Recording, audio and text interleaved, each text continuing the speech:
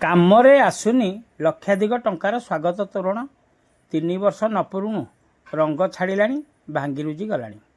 ପ୍ରାୟ 3 ବର୍ଷ ତଳେ ଖଣ୍ଡପଡ଼ା ବିଜ୍ଞାପିତ ଅଞ୍ଚଳ ପରିଷଦ ପକ୍ଷରୁ 5ଟି ପ୍ରବେଶ ଦ୍ୱାର ଚିହ୍ନଟ କରାଯିବା ସହିତ ପଥଚାରୀଙ୍କ ପାଇଁ ସୂଚନା ନିମନ୍ତେ ପ୍ରବେଶ ପଥ ସ୍ୱାଗତ ତୋରଣ ନିର୍ମାଣ କରାଯାଇଥିଲା। ମାତ୍ର 3 ବର୍ଷ ନ ପୁରୁଣୁ କେଉଁଠି ସ୍ୱାଗତ ତୋରଣରେ ଲାଇଟ୍ ଜଳୁନାହିଁ ତ ପୁଣି କେଉଁଠି ଭାଙ୍ଗିରୁଜି ଗଲାଣି।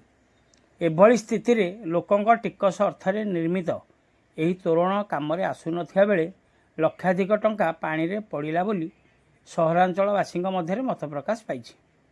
ସହରାଞ୍ଚଳରୁ ଖଳିସାହିକୁ ସଂଯୋଗ କରୁଥିବା ରାସ୍ତାରେ ଏହି ସ୍ୱାଗତ ତୋରଣର ଦୟନୀୟ ସ୍ଥିତି ଦେଖିବାକୁ ମିଳିଛି। 3 ବର୍ଷ ନ ଯାଉଣୁ ଉକ୍ତ ତୋରଣର ରଙ୍ଗ ଉଡ଼ିଯାଇଥିବା ବେଳେ ଭାଙ୍ଗିରୁଜି ଗଲାଣି।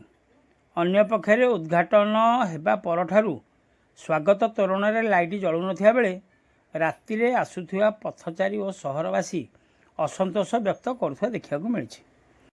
ତେବେ ବାହାର ଅଞ୍ଚଳର ଲୋକଙ୍କୁ ସୂଚନା ଦେବା ନିମନ୍ତେ ଏହି ସ୍ୱାଗତ ତୋରଣର ପରିକଳ୍ପନା କରାଯାଇଥିବା ବେଳେ ତାହା ଫେଲ୍ ମାରିଥିବା ନିର୍ବାଚିତ ଜନପ୍ରତିନିଧି କୁହନ୍ତି।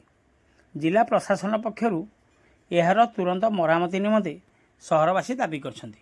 ଖଣ୍ଡପଡ଼ାରୁ ସନ୍ତୋଷ କୁମାର ସାହୁଙ୍କ ରିପୋର୍ଟ, ଖଣ୍ଡପଡ଼ା ଖବର।